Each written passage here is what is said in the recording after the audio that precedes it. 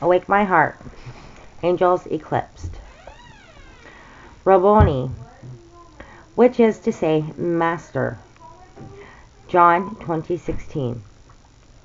This is our 6th day with Mary Magdalene and her daybreak discoveries at the sculpture. We have picked our way with her through the shadowy garden and peered into the rocky vault, and seen the two shining ones there. We have wondered at their presence and reflected on their question, and cannot but notice now their eclipse. Mary turns and sees Jesus himself. After momentary failure to recognize him, she knows him, and instantly is at his feet in a rapture of adoring worship. The angels are never so much as noticed after that. The sun has risen, the stars retire.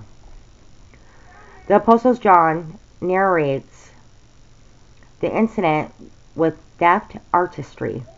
But who shall describe the tumult of glad emotion in Mary's heart?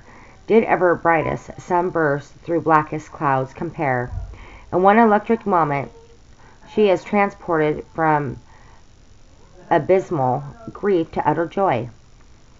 The stark enigma, the baffling mystery of his awful death is suddenly luminous. The body has not been stolen from the sculpture. It has somehow come alive again.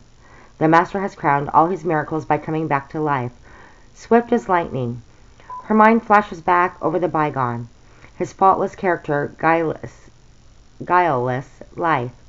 Profound wisdom, incomparable teachings, and amazing miracles had convinced them that he was Israel's Messiah, and in some mysterious way, the very Son of God.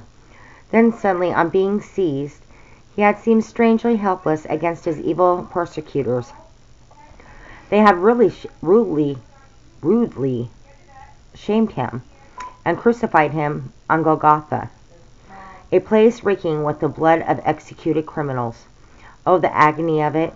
But now, oh, ecstasy!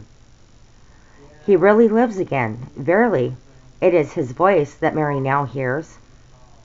It is his form which she now sees. He is there before her in the garden, with the dawn light reflected in his radiant eyes. Yes, one splendid instant of rapturous recognition. Then Mary is at his feet, exclaiming, Rabboni! Our Lord's reply, touch me not, for I am not yet ascended, has seemed strange to many. 3 explanations are suggested. First, Jesus as high priest, having offered the sacrifice, has now withdrawn and is on his way to present the blood of atonement in the heavenly sanctuary.